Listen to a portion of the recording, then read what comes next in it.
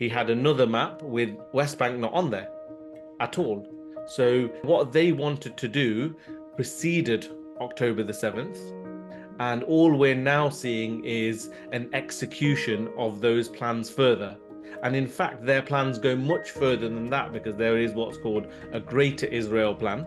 I think really my point is that they've been emboldened, and not just the Zionist regime and the army, the IDF, but also the settlers. If you go into the mind of a Zionist and you look back at 1948 and you know your objectives and you look at now, you are thinking, now is the time. There is no better time than now to fulfill what we wanted to do in 1948, right? Assalamu alaikum wa rahmatullahi wa barakatuhu. Welcome to the Muslim Podcaster Show. I'm your host Majid, and today I'm joined by the old crew.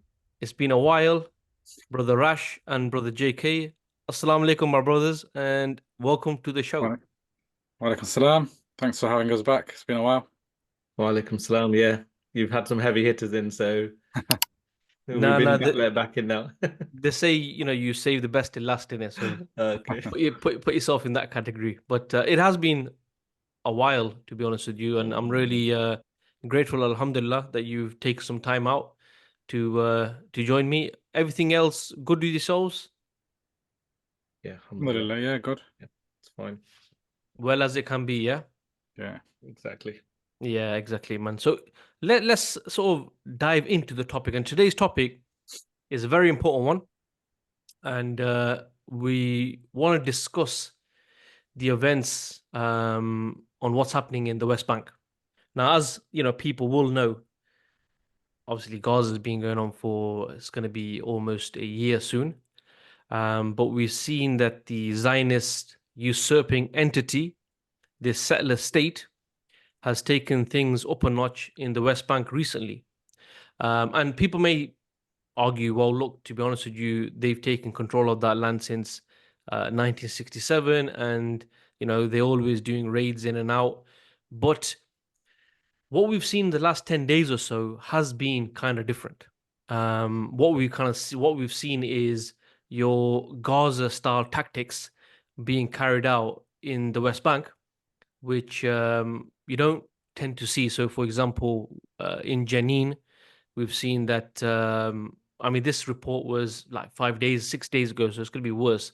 70% of the local infrastructure has been destroyed. Roads, water. 80% of the people living there had no water, and that rings a bell, right? Because that's exactly what they've been doing in Gaza. But what I want to discuss today with you guys and get your thoughts really is, people may be slightly confused as to why now. Why are the Zionists behaving in this way? Is this just madness, or is there a plan behind what they're doing?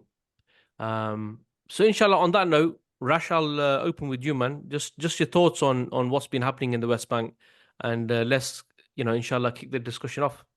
Yeah, Bismillah ar-Rahman ar-Rahim. Yeah, no, definitely there is a reason for the timing. So obviously this has been going on quite a while in terms of what's happening in Gaza.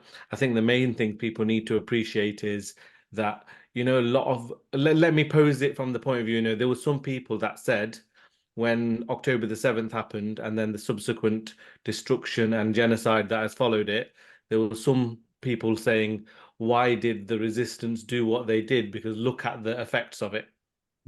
Okay, so with people still towing that kind of line, and you still get a few people saying that now.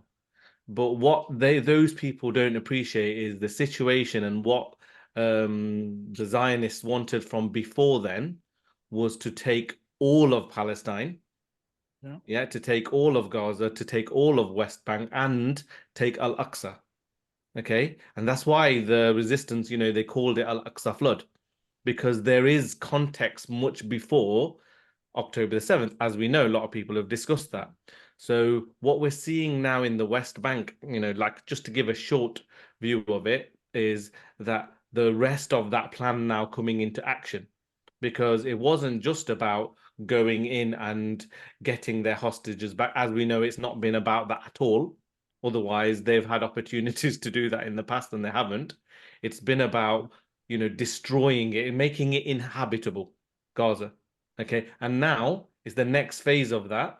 As they've called it themselves, our next priority is the West Bank, or what they like when they say Judea and Samaria and all of that.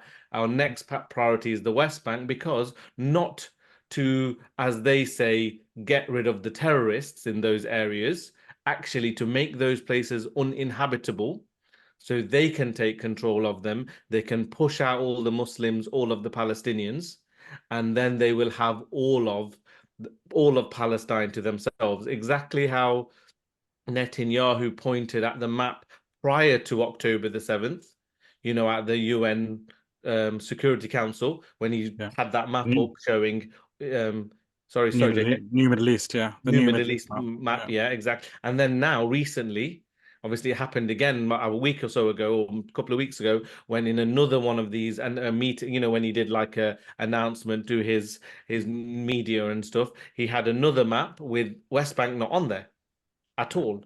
So what they wanted to do preceded October the 7th. And all we're now seeing is an execution of those plans further. And in fact, their plans go much further than that, because there is what's called a Greater Israel plan. And that, thankfully, finally, people are speaking about that, whereas many people were not speaking about it before. So really what we're seeing in West Bank now is the next phase.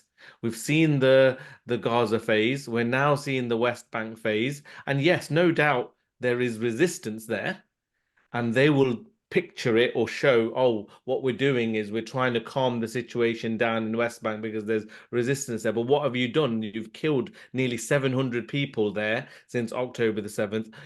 Wait there a minute. You're occupying that place anyway.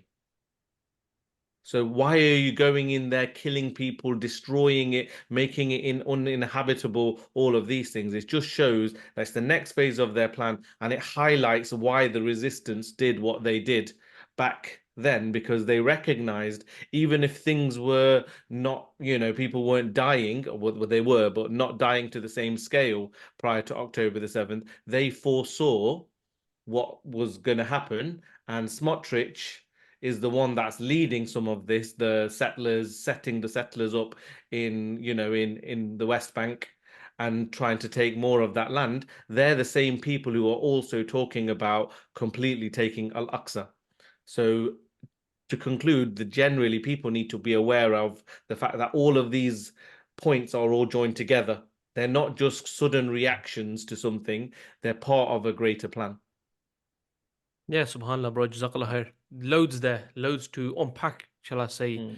Um, some of the key things that I took from what you mentioned is the issue of making the land uninhabitable, Yeah. so that people may leave willingly. Then you mentioned things to do with the plan to take Al-Aqsa, and even the fact that you know all these people. I'm here. We're talking about Muslims who were saying, "Why did Hamas make this attack on October the 7th?"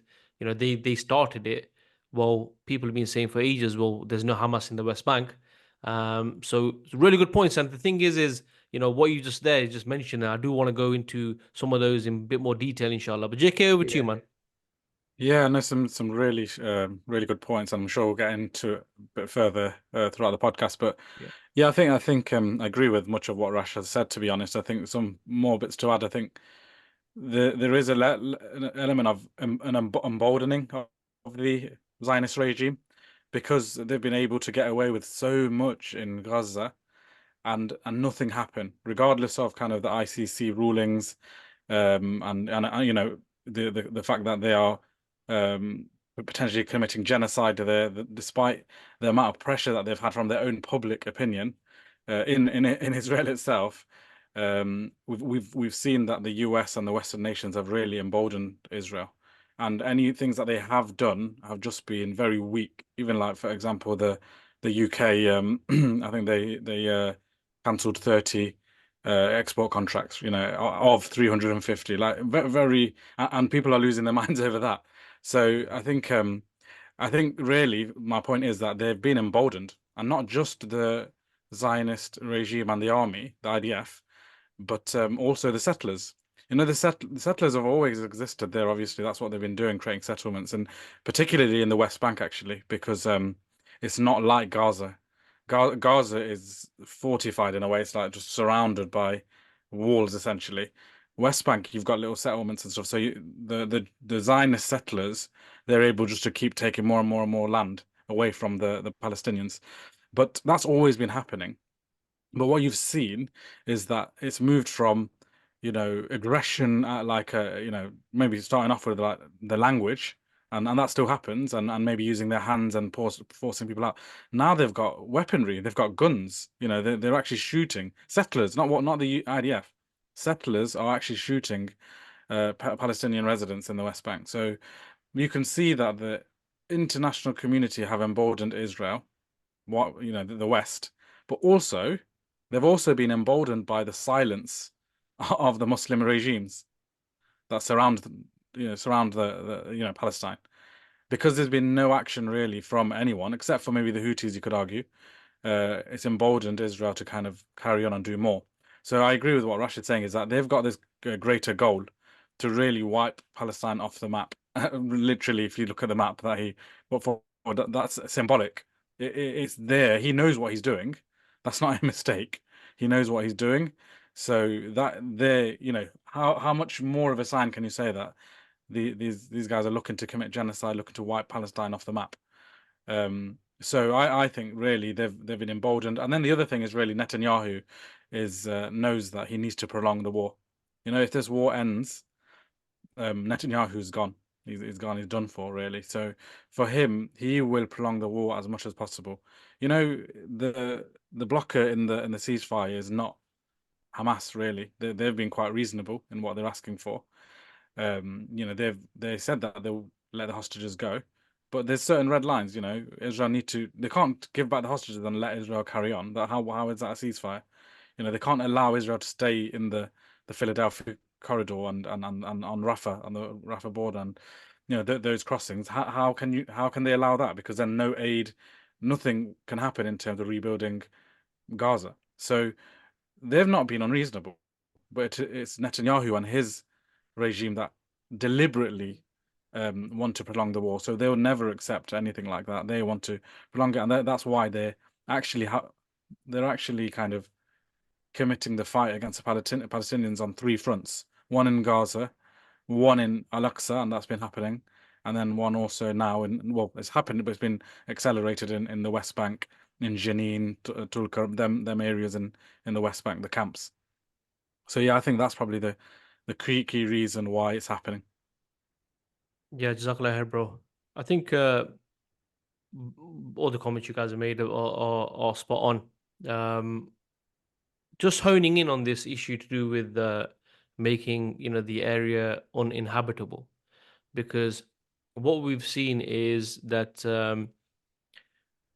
even people like I'm sure it's Smotrich, whenever they've talked about people, the Palestinians leaving the land, they've always given an option. One of those is voluntary leaving, right? Obviously, if it's up to them, they're on the same lines of those Jewish podcast. That podcast show, who said basically, if I could press a button and all the Palestinians disappeared, I would. I'll do it this second, right? They're on the same lines, right? However, obviously, they have to show a little bit of restraint. So this is the same type of argument that they used in 1948, that the people left voluntarily, right? So what we've been seeing is actually for decades is, if you look at the situation in Jerusalem, for example, and you have East Jerusalem where the Palestinians generally live, and you look at the difference in the conditions of just how people live their life, to do with even as small as removing the garbage, the sewage, all of these, basically that part of it has been neglected where the Palestinians live. So that really these people get fed up and they say, you know what, we have no future here, right? We need to look elsewhere, right? And you look at, for example, in Gaza, you look in Palestine, in West Bank. I think when they've totally destroyed, because I mean, I think, you know what, like I mentioned to you guys just before this podcast, that I had a bit of internet issue. You know, we were just about to record this podcast and my internet went down, and I described it as a first world problem. You know, to us, this is a big thing, right? Nowadays, people can't function without the internet, but here you're talking about where 70% of the infrastructure that people need just to live, not like luxuries, basics, right? Water, electricity, all these things, sewage, have been destroyed, right? Um, so I think ultimately there is a drive that they'll kill some people, others will hopefully leave themselves. Then they've got this next technique now that they're using from they're taking from Gaza, and they're trying to use it in West Bank, is okay, whilst we're fighting these terrorists, we need to clear out and displace the people there. So, we don't kill any innocent people and we can fight, right? You tell me those people are going to go back there? Never. So what we're seeing is on many different type of fronts, they're trying to remove the people from there.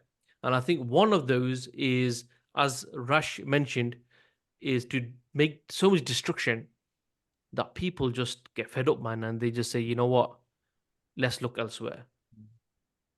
I think the point that JK made about the emboldening of the Zionist, I think that's one of the most important points. I'll explain why I think that is because, like what we're seeing, the worse they do, yeah, there's some media outrage now and again. When that World Central Kitchen people got killed and stuff, there was like an outrage.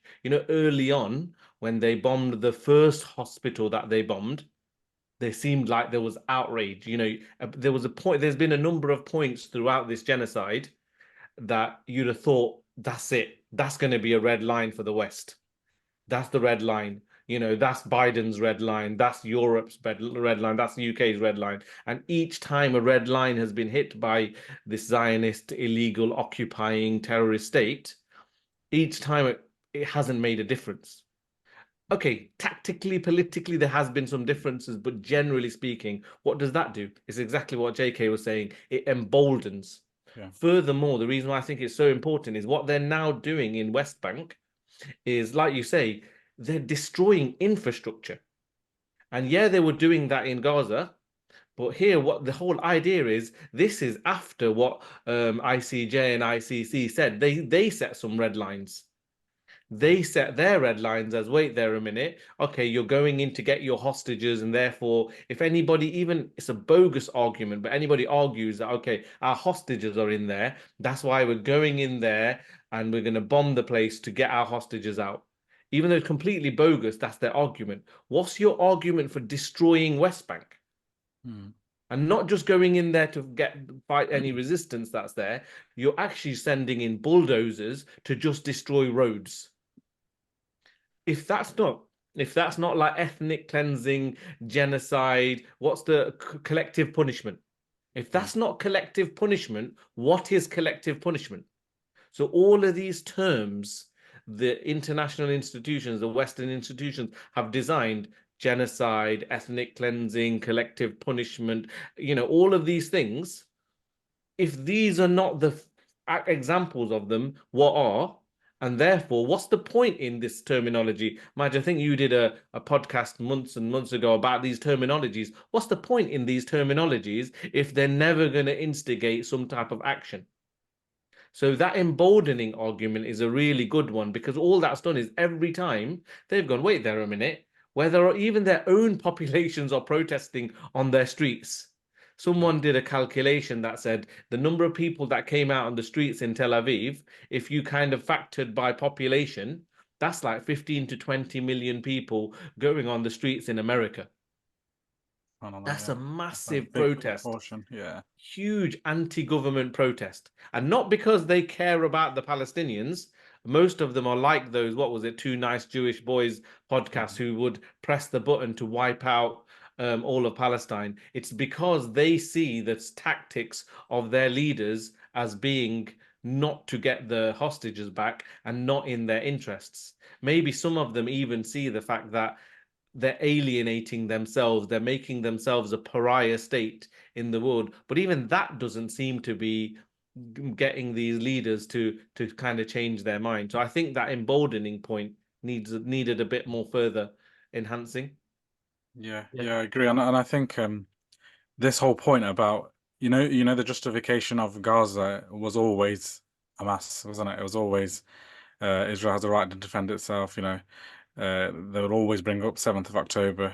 So again, like you said, the masks have dropped. Like all these false claims that they put against the resistance, they themselves have committed. Whether that be, like you said, when Al-Shifa Hospital was bombed, there was outcry, and they're doing their utmost to show that they didn't do it. It was it was the resistance who did it. But they've bombed hundreds of hospitals now, and no one and obviously people care, but it's kind of become numb, isn't it? Like, okay, that's what they do. It's not causing as much outroar, like you said. But yeah, I think the key point is the difference now is going into the West Bank. In the West Bank, firstly, that you can say the argument that Hamas don't exist, so why are they going there? They don't exist as a political party in the sense that, in Gaza, they were voted in, Hamas, and they're the ruling party in that sense. In West Bank, you do have resistance there. You have Palestinian Islamic Jihad, and you've got resistance groups there. You've actually got even Fatah resistance groups there. Those that are with the Fatah government that have realized, I'm talking about public really, they've taken up arms because of what's happening, right? But this whole argument that we're doing it because of Hamas, that doesn't have any, that it's not watertight anymore. That's kind of gone now. They can't make that claim. But the other thing is, they are, one of the legitimacies of West Bank is that it's run by PLO. So what does that show to those who are in PLO, who have totally disregarded the Palestinians? They have totally conformed to the Western narrative. They're the ones, you got Abbas and stuff that come into the UN and call for the two-state solution. They even the Palestinians have totally disregarded them, right? Look at the result of them now. Like, even after you totally bootlicked, right? This is your situation. Like, even Israel still aren't happy with you guys. So what message does that show? Even if the Palestinians came to the table and they're happy to negotiate and they're happy to give up everything, they're happy to 80% of Palestine take it. Even if you got to this stage, which PLO have, to be honest, they're considered treacherous. And I'm not saying it from the people consider them treacherous, right?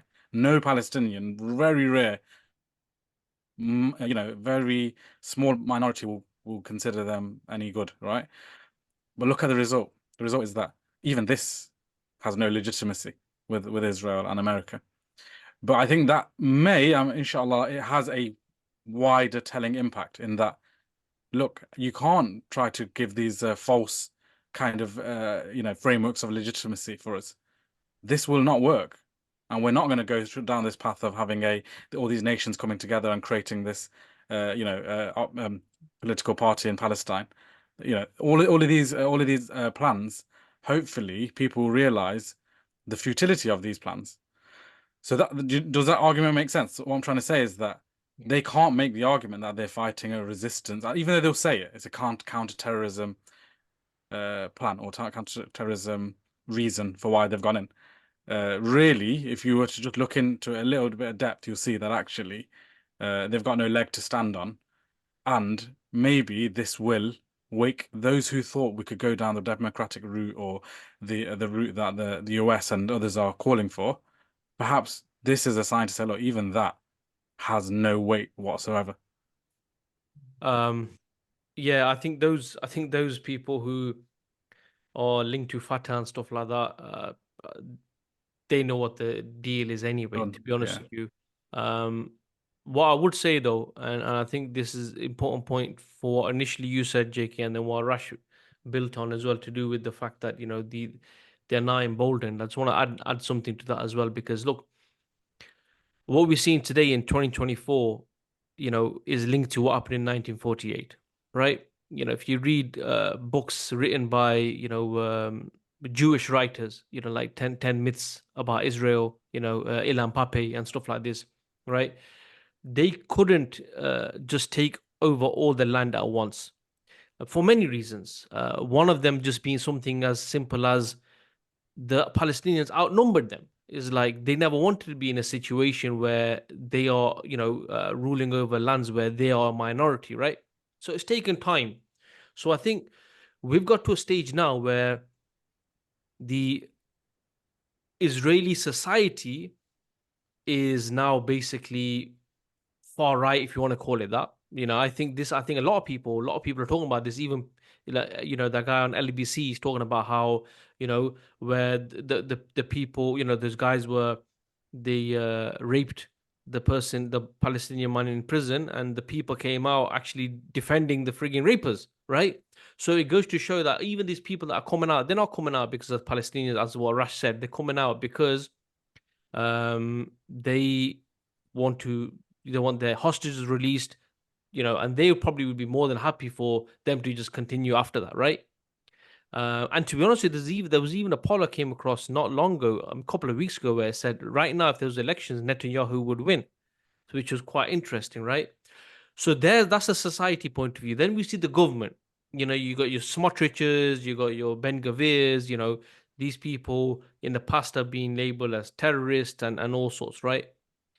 So now it's come to a stage where linking it to what you said about being emboldened, if you go into the mind of a Zionist and you look back at 1948 and you know your objectives, and you look at now, you are thinking now is the time. Yeah. There is no better time than now to fulfill what we wanted to do in 1948, right? The world has turned, a blind eye. The Muslim rulers in the region are treacherous sellouts, right? There's absolutely nothing stopping them. So if you also see what's significant about what's happening in West Bank is, for example, them attacking the Jenin refugee camp, because the Jenin refugee camp is a symbol of not just refugees, but the right of return. Why do you think they were so crazily after, or if that's even a word, right? Why they were so obsessed with dealing with UNRWA? Again, UNRWA is linked to the issue of refugees and the issue of right of return. So one of the issues that they want to deal with is this issue of refugees, refugee camps, right? If they can move the people, shift them to Jordan, right? So they've got plans, but ultimately what it comes down to is this plan's not even hidden. It's open. Rash mentioned about Greater Israel. People start thinking about Freemasons, and you're talking about some conspiracy theories. All of this is just there, right? It's in plain writing. However, what we're seeing now is we're seeing its execution. And I think that's why it's very important to see that, yes, there's an element of Netanyahu trying to survive, but also there's this push from his government, from people within his government, to go as far as they possibly can before something happens. And in all honesty, my last point, I'll push it back to you guys, is if you're thinking it from a Zionist point of view, and you think about the US elections, they're not thinking, okay, when the US elections happen, there's going to be a change where someone's going to come in who's actually going to derail us and pull us back. In fact, there's a possibility that the guy who comes in is actually going to give them even more leeway to do what they want to do. So right now, why wouldn't you just go for it? Going into their mindset. And I think that's what they're doing right now. And Muslims need to know about this. Muslims all over the world need to know, because we all have a stake in this. Yeah, and what you're seeing as well is, the Western players, in a way, they're panicking a little bit. I don't know if you've read into this, because they can't easily get away from the playbook they've been playing for the last 20 whatever years. Where they've been talking about two-state solution, even the likes of Tony Blair and stuff. People, they're like, wait there a minute. They don't know what to say. So they still keep going on about this two-state solution, even though they know that got blown out of the water. It's crazy that they're struggling with their playbook, because like what Israel have gone and done is gone, actually, that's impossible now. There's, why are you even discussing it? For them, it's like, oh, what do we talk about that still sounds like a semblance of peace after everything? And they've literally been caught off guard almost. I mean, they're not off guard, but you do know what I mean. In Yeah. terms of in the media narrative, they're sat there. I was listening to Tony Blair talking on some show or something, and he's still towing that line. I'm like, wait there a minute. After everything that's happened, you're still towing that line. And it's Yeah. linked to the fact that it's the same point. The Zionists have seen, wait there a minute, whether Kamala Harris comes in, whether Trump comes in, and it's more likely to be Trump by the looks of it at the moment, whoever comes in, they're still massively, Zionist, and they're still, APAC is still having a massive influence on America. We've still got the likes of Germany and stuff like that who are, supporting them without limits. They're going, wait there a minute. Yes, the people on the ground, the sentiment on the ground, they don't care. And this is obviously the arrogance that Allah subhanahu wa ta'ala told us about these people. They're so arrogant that they can't see. I think their visions are blurred. They're looking so arrogantly in the short term that I think, like you say, Madge, just go for it. We're going to have no better time. But actually, many, many, many people are going questioning it. So my other point is that many people are questioning their governments now. I'm talking non-Muslims. I'm not even talking Muslim in the Yeah. Muslim world. Many in like America. Bro, just as an Go on. Yeah, example, go on. Yeah, yeah. Candice Owen. Yeah, Yeah. exactly. Yeah. Exactly. She's outright saying we're occupied, our government's occupied by external Zionist entities. Yeah. How much more blatant can it get? She's saying that our whole country, like a foreign state actor, I think that's the terminology, a foreign state actor is Yeah. controlling our policies. So there's more and more. Certainly the youth are going, wait there a minute, what's going on? And they're going back. They're going back and questioning the Kennedy assassination. They're going back and questioning World War II. They're going back and questioning 9/11. 9/11, Yeah. whether Hitler was really in the wrong. All of these Mhm. things that just 11 months ago, you would think that conversation just can't happen. Yeah. Yeah. 11 months ago, no one is going to be sitting going, oh, let's have a discussion about how much of the Holocaust was, this, that, and the other. 11 months ago, they wouldn't be talking about America being controlled by external Zionist influence, even though some people were talking about it. But Yeah. generally, you wouldn't see that in the public domain. So the arrogance and that haughtiness comes from the fact that they think, like you say, this is our chance. We've got to do it. We've got the backing of the two major parties in the world superpower and many of the other Muslim governments, or the Muslim countries, not Muslim governments, but Muslim countries with leaders. They're all on our, they're not doing anything, so this is our chance. I think that's a really good point, Madge. And just to add, that Muslim government thing, maybe even they're surprised that whilst they know the agency of these governments and regimes, they're probably even surprised that, wow, what did Iran even do after the fact that what's his name, Ismail Haniyeh was killed in their territory? What did they do? Nothing. They did nothing, literally nothing. And I wonder, they probably do have an idea that these guys will do nothing, but the fact that literally nothing's happened from the likes of Egypt, who are being occupied as well. That corridor, Philadelphia corridor, is part of the agreement that Israel shouldn't be there. Egypt should be controlling that, right? So what have they actually done due to that breach? Nothing, right? Look at Jordan. Jordan now proof will be in the pudding, because the West Bank, Jordan is 70%, 60-70% Palestinians, right? Palestinian. Yeah. And West Bank, there's agreement between West Bank and Jordan. They can actually, before October, they could travel between these places. Like those who had a citizenship across both, they could travel. There was a bit more freer movement between West Bank and Jordan, right? What this does is really question that, and I think there was a foreign minister saying this is a red line. If they start pushing people out towards Jordan, which they want to do, right? They want all the Palestinians to create a homeland in Jordan. If that happens, the foreign minister is saying this is a red line. But let's see, is it a red line? Actually, what he said, bro, he said this is a declaration of war. Declaration of war, exactly. He did, which is more than a red line. Yeah, this would be a declaration of war. So what I'm trying to say is, if you look at each and every one of these regimes, right?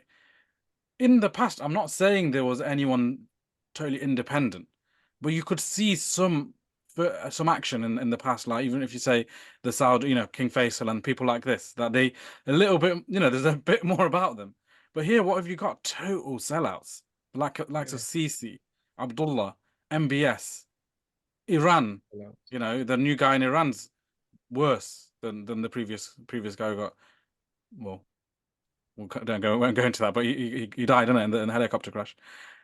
All of these regimes have been so weak that I wonder. Well, I'm pretty sure Israel have also thought, if they're that weak and nothing is going to happen, as you said, as you both have said, well, now is the time. Now is the time to make the move, because we won't get a time like this again. And that's probably Okay, why you've seen that brazenness from them. let me ask you guys a question. Yeah, I mean, yeah, obviously, what you've shown there is, the reality of these regimes, so-called Muslim regimes. Not have they only? It's wrong for us to say that they haven't done anything. They've done plenty of stuff actually against what's happening against the Palestinians and actually for the Zionist settler state, right? So they're not like a innocent.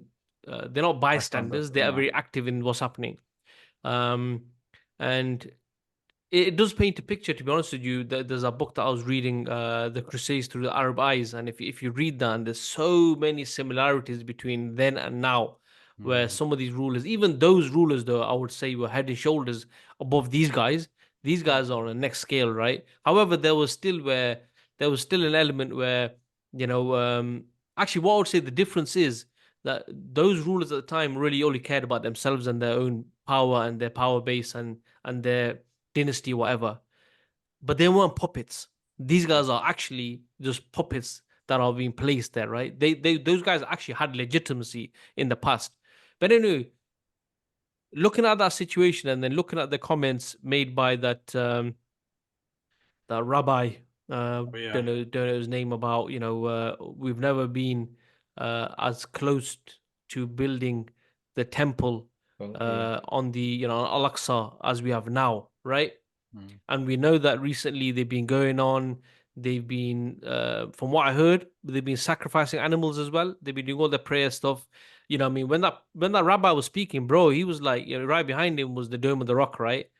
And you could argue that they were running the show. There's nobody else there. It's like, it was theirs kind of thing, right? Anyway, so now putting that into into factor that in. What do you think? I mean, it's hypothetical, but it'd be good to get, trigger off a good discussion.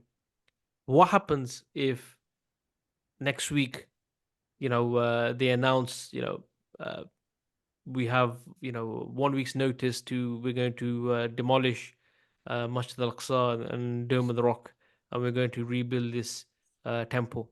What happens? You'd like to say something happens, but Yeah. given track record, I wouldn't be surprised if nothing happened from it. The people, obviously, there'd be uproar from the people, but there has already been uproar, is the point, isn't it? It's not as though, but it's unfortunate even to think of that, because you're right. You'd want to think that, surely Yeah. that would, someone would react. Yeah, I don't know. and even don't get me wrong, like you say, really, at the end of the day, we know the land is holy.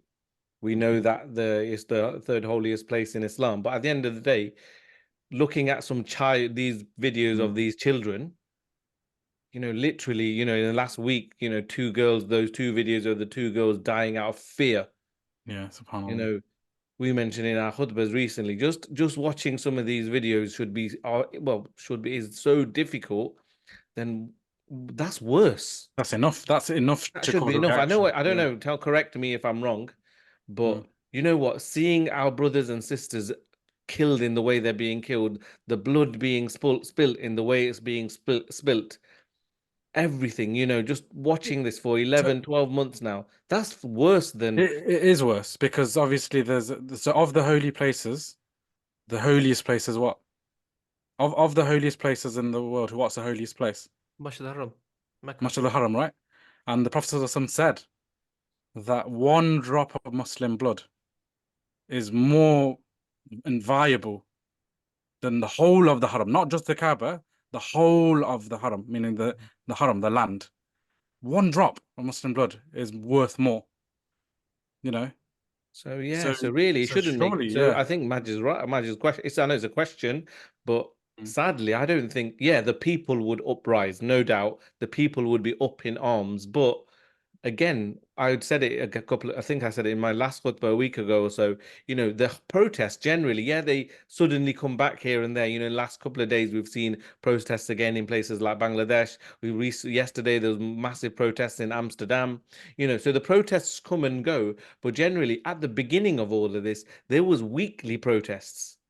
Mm. But people naturally get a little bit tired and weary and like nothing's happening, and the emotion dies down. But yeah, okay, you see another video, but we're being desensitized now by some of these videos. They're heartbreaking every time you see them, but I don't know, maybe we cried more back then, and now when you watch them, it's that little bit harder to get the tears out, or that it takes a bit more. That's desensitization, Mm. genuinely. And it just goes to prove, yeah, okay, I think, Majid, in answer to your question, I think people would react, but I don't see anything being done by any of these leaders and any armies. I think they would just let it be taken, and it would just, alhamdulillah, in a way, it would be the step towards change, but I can't see any change happening if that were to occur. So, saying that, because I agree as well, to be honest with you. What it does then highlight is that if we're saying that the sentiment amongst people will be there, obviously the people on the ground in West Bank, they haven't stopped resisting since 67 and 48 and so on. Mm. It's the rest of the Ummah who hasn't shouldered their responsibilities, right?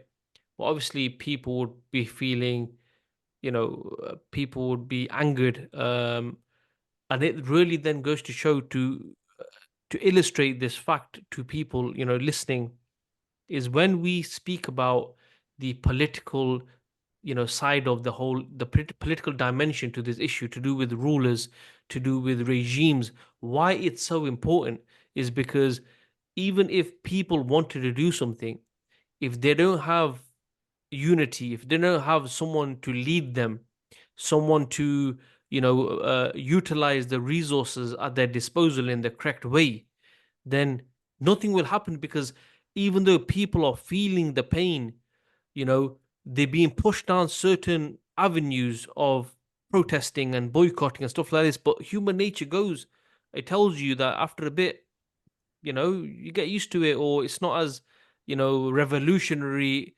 as it was before, and then you go back to normal life. Everyone's got their issues, people putting food on the table, and whatever it may be, you know it just goes to show how important it is, and how important these regimes are in everything that's happening. We can all blame the Zionists, we can all blame the West for the support, but if you look at the role of these so-called Muslim regimes that they are playing, it's far worse, because they are supposed to be one of us. It's far worse than anyone else is doing. And that's why I want people just to think about that. That, okay, you may feel, anger and stuff like this if something like that happened. We can't do anything if we don't have, Mm. leadership, if we don't have someone to lead us. Doesn't matter how much anger we have, doesn't matter how much we are in number, we can't do anything about it. Mm. The thing is, they are Zionists. 100%. The Muslim regimes and the leaders, they are Zionists. Because Zionism isn't. Yes, of course, there's a root with Judaism and some of the religious Zionism. We know that. I mean, Herzl wasn't even he was an atheist. Theodor Herzl, the founder of Zionism. So you don't need to be Jewish to be Zionist, and obviously you've got the religious Christians. Is it the evangelical Christians, or is it Yeah. the They they are call Zionist Christians. the Zionist Christians, right? So you don't need to be Jewish to be a Zionist. You can be a Zionist. Of course, I'll never put the term Muslim Zionist because that's a total oxymoron. You can't be a Muslim Zionist. But what I'm trying to say is you can be brown skinned and from an Arab and be Zionist. what does it mean to be a Zionist? To be a Zionist is someone who supports the establishment of this cancerous state. And what are they doing? They are supporting the maintenance, the ongoing establishment of the Zionist state. They want to normalize it. They're signing these Abraham Accords. They're secretly trying to make inroads to be able to sign it, talking about the Saudi regime. So what is that? That is Zionism. You are a Zionist, right? And we should call them that. We should call them Zionists because that's what they are. Like you said, it's a really good point. It's not silence. Silence would, in a way, be one step better than actively supporting them. But they're actively supporting them. They're complicit. They're totally complicit, totally aiding the Zionists, and will allow for it to occur. And therefore, that's why there's been no reaction to what the Israelis have done and the Zionists have done. So these Muslim regimes are Zionists, and we need to recognize that. And as you said, really know that without, they don't represent us. They don't represent Islam and Muslims. They represent the enemy's ideology. They represent the enemy's ambitions and plans. So yeah, it's a really, really good point, to be fair. Yeah, it's really important, bro. You just look at you look at generally in warfare anyway, but you look at one thing that reminds me is if you think about the Battle of Muta. Was it Battle of Muta? I think it is when Khalid ibn al-Walid he made that retreat, tactical retreat. But if you look at the instructions that the Prophet ﷺ gave the commanders, this guy's your commander. If he falls, then it's this guy. If he falls, then it's this guy. And if he falls, then amongst you, choose one. Why is it that you just have one commander, and if he falls, and everyone just do what they want? It doesn't work like that. So that's just talking about one battle. Here we're talking about a whole ummah, a whole resistance. How is it possible that we can have any real true resistance if we don't have anyone leading us? It's just honestly is mind-boggling. And the message I have is like, if you listen to the podcast, the last one about dua, is everything, dua has its own role. I don't want to go into it, but when you're talking about the way we do things in life, you have cause and effect, you have actions that you have prerequisites that you have to do, and then you look for the results, right? We don't want to do any of this, but we just want the results. And unfortunately, no sphere in life works like this. And one thing that's really important I want to mention as well is, what we're seeing in the West Bank and in Gaza, and why the Americans have allowed this, even though it kind of goes against their two-state solution policy, which I do believe is still their policy. They have got another idea. The only other person who came out with something was Trump with the deal of the century, which is probably more realistic than the two-state solution anyway, right? But what they want to do is they want to kill any notion of resistance, and especially armed resistance, because the armed resistance movements, right? Okay, look, all of them they have to make deals. I'm not saying it's right or wrong, but they have these deals with these regimes, and they might be used here and there because at the end of the day, they need someone to supply them, to fund them, to give them weapons, and so on and so forth, right? But generally, they're there and they want to arm resistance, and then also the notion of jihad stays with them, right?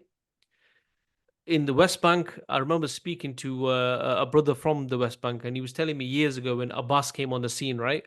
One of the first things he did was take the guns off the street, right? Even then, still there's pockets of resistance in West Bank and stuff. Very, very small.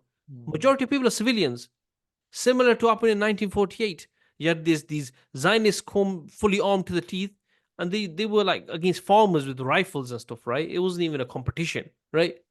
So you got these pockets of resistance. Everyone else was trying to merge into this PA, which now becomes a stooge, right? So I think another thing which is important just to highlight is what they want to do. They want to kill any resistance movements. And even though with the Hamas, what they're trying to do is trying to say, even if the Zionists accepted that, okay, Hamas can play some sort of a role, it would be where the PA sort of comes in, or a new regime, whether it's not, and everyone merges into this, right? And then it's controlled fully. There's no resistance. So I think that's just Yeah, one one point. of the early plans, whether that happened, but one of the early plans is it has to be demilitarized. So that's one of the conditions of this group. 100%. So yeah, 100%, they bro. definitely they can't accept there being a resistance. They can't. They can't. And This is where some of the religious element is quite important actually, because if you think about it, and Muslims need to kind of attach to their roots more and understand this.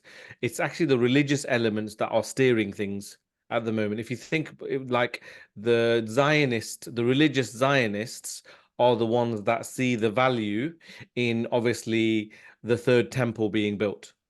The Christian Zionists are also the ones that want to instigate that, because that leads to an Armageddon, and that leads to the end of times and the coming back of Isa alayhi salam and all of those kind of things. Yeah. So they're all, even though, like you say, Zionism is atheistic and stuff like JK was saying, that's absolutely true, because they want this state and all of this. It's weird. It's so kind of hypocritical in itself. You don't believe in God, but you're God's chosen people. What kind of bullshit? It is that kind of stuff. But that's what a lot of them believe. But it's the religious elements that are the ones that say they need the third temple. And then there's the coming back of the Messiah. Then there's Armageddon and all of these kind of things. So actually, some of their actions do come from their creed. Yeah. 100%, But 100%. yeah, but the issue is why are Muslims not realizing actually Allah subhanahu wa ta'ala has actually promised us victory. He's promised us that that's the land where the battle is going to take place, and we have a duty to get to that point as well. So why are we not recognizing that if that's going to happen, we need to be involved in that in some way? I'm not talking about battles and all. I'm talking about just from an Aqidah perspective, we need to believe that we are responsible for protecting Islam, protecting the Islamic lands, for uniting the Muslims, and for the victory to come and our lands to be returned under our leadership. Mm-hmm.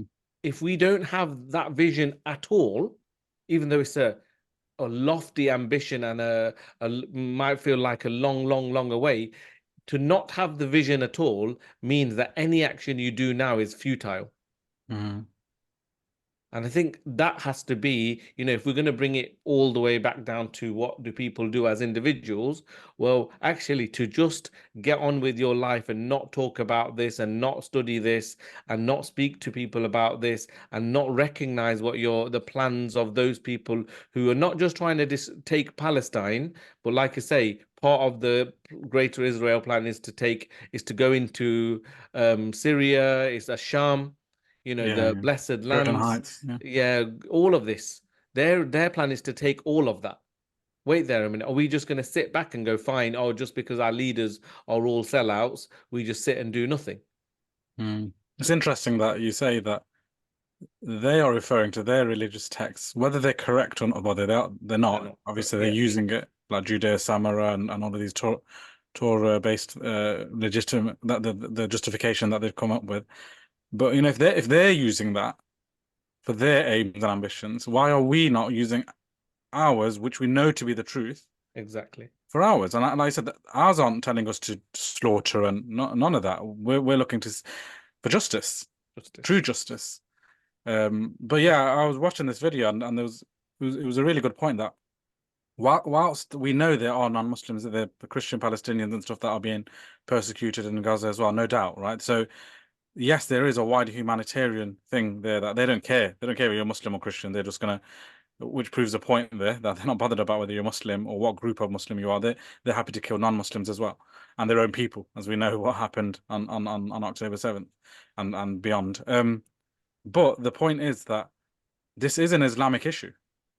This is an Islam. We can't, view this as a humanitarian issue that, you stop the war, you stop the genocide, and you go through a route that reduces otherwise then you can accept the two-state solution. You can accept a one-state solution. You can accept the people migrating to Jordan. Jordan, yeah. Oh, because what's the aim there? The outcome you're looking for there is an end to the violence, the end to the persecution and oppression. But actually, that's not our aim, and that's not the aim of the Palestinians. Otherwise, that would have happened years and decades ago. The Yeah. Palestinians recognize that's their land. They're not going to give it away easy. Mm. They're ready to die. You know, Yeah. it's either martyrdom or victory. That's their viewpoint. So And we that's should. why, when I do the du'as at the end of, like, the thing is, Otherwise, I yeah. always make a point to say that I know we do dua for all of the Muslims around the world, that all of the people are suffering, but the dua is a special dua for the people of Palestine Palestine. because they are at the front line. Exactly. Like if they were to be given an option to retreat and go into Jordan and Egypt and stuff, no doubt with the way they've been persecuted, you could not blame them in the slightest. I know for a fact if I was there, I would be thinking, I just want to get myself and my family out of here. So from some of them to be able to go, you know what? No, I'm going to stay here and I'm going to protect this land and I'm going to protect Al-Aqsa, then they have put themselves on such a high level that we can't even see them. And They're like, yeah, sorry, go on. no, just to build on that, I don't think you guys tell me if you've seen this, but I don't think I've seen any video coming out of Palestine where they have condemned the resistance. That they have thought we've gone through this much There's been because of that. I've not seen that. there's been one or two that I've seen, and But again, it's been pushed on from a propaganda yeah, point of view. But look, at yeah, the end of the day, even if Say even someone, if there was, even if there was, yeah, and maybe there'd been the odd one. If there was, and the ones that might be there, it would have been them who amplified it exactly. Yeah, massively yeah, they because would that's the have. Yeah, message they want to get across. yeah. That means there hasn't been any. If there has, No, there's been so few. so Otherwise, few. they would be the ones that push that to death. but the Yeah, thing and it is, builds on your point though, doesn't it? In the sense that I'm not saying, of course they are thinking that I want the previous life and they weren't comfortable anyway, but in relative terms, but their mentality is such that this is part of the battle. We're here to be at that forefront of the Muslim Ummah. yeah, 100%, bro. I mean, like we mentioned at the start, near the start of the podcast, that for years they've been making life hell for them. Um, you look at Hebron, where you see some of these documentaries where people have these, they live where they live, they have these like grill, like metal grill, mesh over the houses because of stuff that's thrown down on them and stuff like that. Bro, they are being terrorized repeatedly. We've seen videos come out from Ibrahimi Masjid. I don't know if you saw them about a few days ago. So if they had the chance, and there was a time where they were also being offered compensation as well. So there has been a chance for these people to leave. Um, Even those living in refugee camps, they're already refugees. So why not travel to another country? You're still refugee, right? Why stay in a refugee camp? Is because, bro, Allah subhanahu wa ta'ala chose those people for that land for a reason. But what I want to do is, inshallah, kind of bring things together. And I wanted to ask a question which Rash preempted. So he did give his thoughts, but I'll give you the chance, JK. In the sense of like, what are some of the things that we can do as Muslims? And I think Rash mentioned a few really important ones, which are first of all understand the problem and like do your reading, speak. You have non-Muslims coming on. Don't be scared. Like I watched that Candice Owen debate with that Shmuli geezer, and she was talking about radical Judaism, stuff like this, where she was saying, why is it that you just want to speak about what the Zionists are doing, and then you're cancelled. So building on Rash's point a little while back is that people are people are all waking up. It's like they plot and they plan that Allah's the best of planners, right? But anyway, just over to you, Jake. Any Yeah, like advice on that? Like what can we do, man? It's like it yeah, seems like it's getting worse and worse. You know what I mean? and it does get quite demoralizing because it does you feel quite all of us feel helpless and hopeless as well. That what can we really do to change this? However, what I would say is, we're accountable for our own actions. We need to do whatever we do. We need to do to the best of our ability, and recognize that this requires sabr.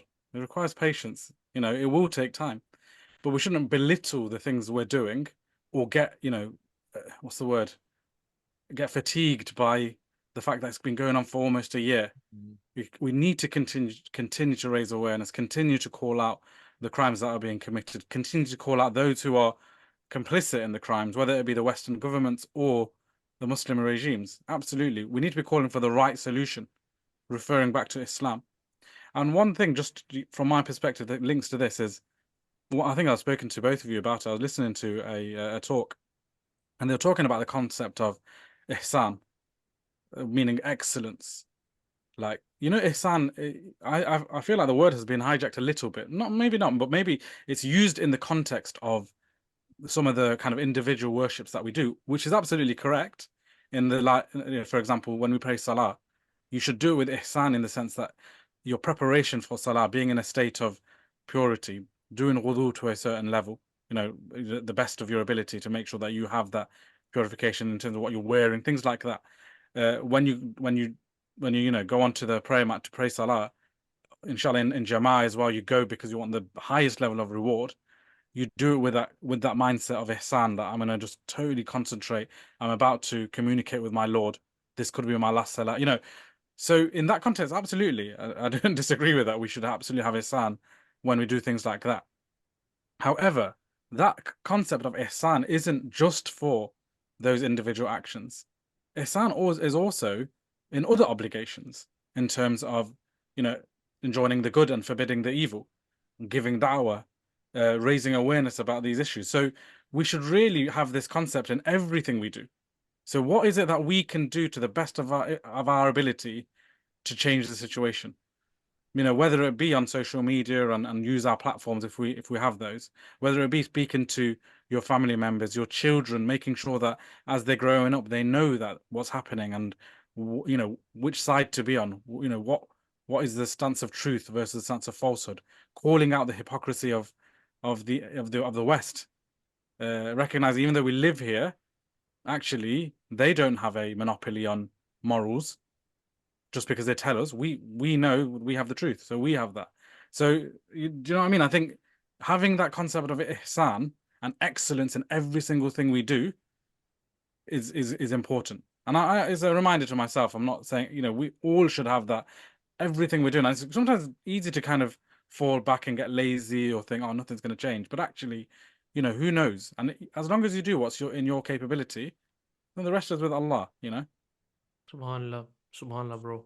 And the thing, something as small to understand, bro, is, you know, rather than thinking about actually how your actions are going to directly change the situation, concentrate on changing yourself, Yeah. because that change in yourself is going to then allow you to somehow, you know, contribute to that change.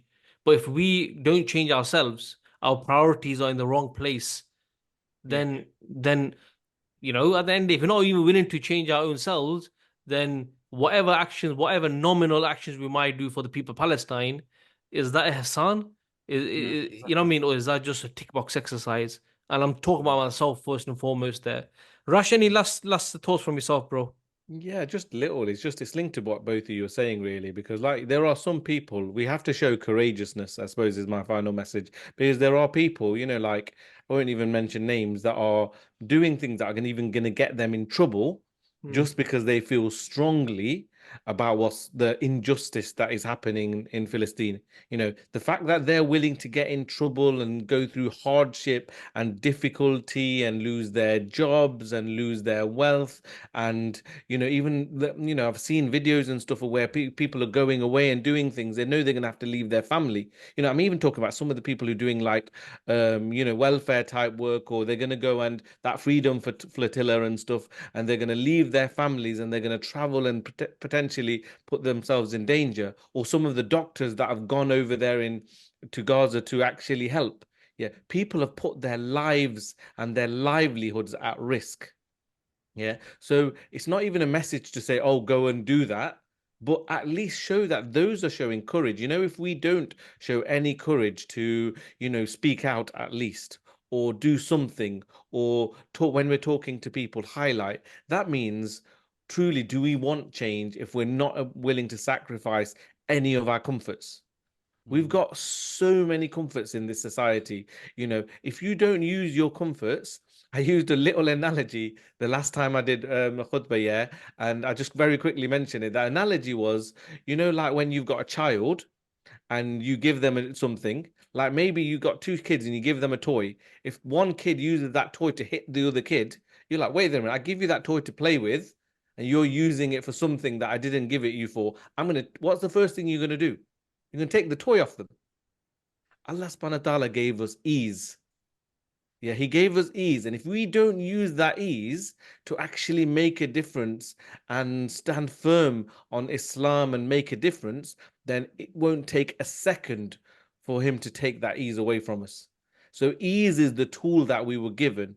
We've not got bombs above our heads, and we've not got, we're not every day working from, hand to mouth for food and these kind of things. We've got all of these comforts. If we don't use any of them to instigate any change, then we won't actually have an excuse in front of Allah subhanahu wa ta'ala for doing nothing. And that's a fear in myself. And it's that fear that should motivate me, and it should motivate other people to say, I need to do something with the comforts that Allah subhanahu wa ta'ala gave me. Subhanallah, bro. Subhanallah. Really, really good advice. And yeah, I think it's it's a good place to sort of wrap up with those reminders for people to go away with. We spoke about West Bank. We've given a few views on why it's happening and stuff like this. But this is something which really we should all know about anyway as Muslims. I mean, we should have an interest in this, and I think this is what JK is saying. This is what Rash is saying, is the fact that if these things, we don't know, we've not taken the time out to understand what's happening there, what's happening in Al-Aqsa and stuff like this, then our priorities are not in the right place. And that's the most basic limited thing one can do. It's like there's no courage even needed on opening your browser. Do you know what I mean? Whilst there are people out there who are, putting things on the line. And I want to just sort of end with one reminder first and foremost to myself, is that Allah subhanahu wa ta'ala tells us that, He will change you with better people. That He will change you with better people. But if you look at the ayat, and Allah subhanahu wa ta'ala says that He will change you with better people, and those people, what are the characteristics of those people? That they love Allah and Allah loves them. So if those are the people that are going to replace us, are the ones who love Allah and Allah loves them, then if we're amongst those who are being replaced, what does that say in terms of how Allah subhanahu wa ta'ala describes those people who come later? Anyway, guys, Jazakallah khair. I really benefited from that, from this episode, and I hope people listening also did, and watching. And please, guys, leave a comment. Let us know what you think. It would be really good to get your views on what Brother Rash and Brother JK have brought to the table today. And don't forget to like, subscribe, and share this content with family and friends. Especially if you agree with this, if you agree with what's being said, the most easiest thing to do is share it. Share the content, and you never know. As JK made a really good point, let's not belittle actions in terms of how small they are and how great they are, because it could well be that a small action such as sharing a video could make a difference on the day of judgment, when nothing else really matters. So brothers and sisters, Jazakallah khair for listening. And to my dear brothers, Brother Rash, Brother JK, love you guys. Great to have you on, and hopefully we won't wait another 6 months to do this again. Assalamu alaikum wa rahmatullahi wa barakatuhu.